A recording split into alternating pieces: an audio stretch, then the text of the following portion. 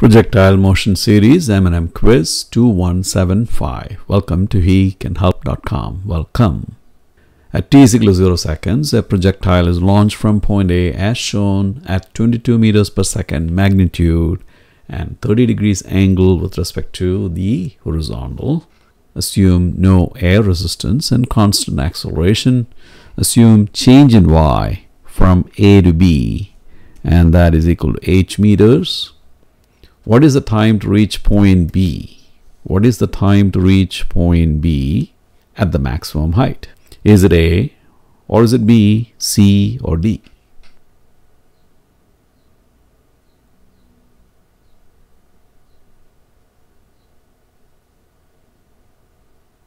We know that final velocity is equal to initial velocity along the vertical plus acceleration along the vertical times time. At the maximum height, you have the x velocity but no y velocity.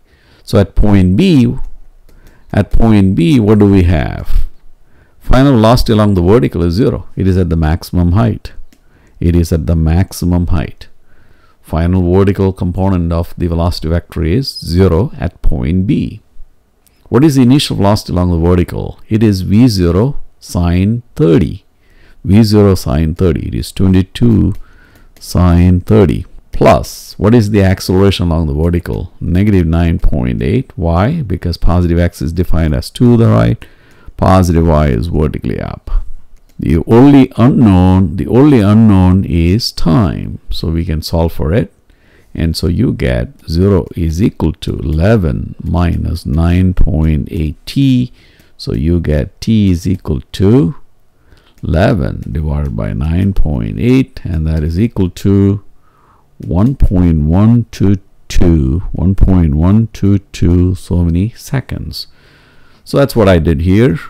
Based on the equation of kinematics, for constant acceleration you have final velocity along the vertical equals initial velocity along the vertical plus acceleration along the vertical times time.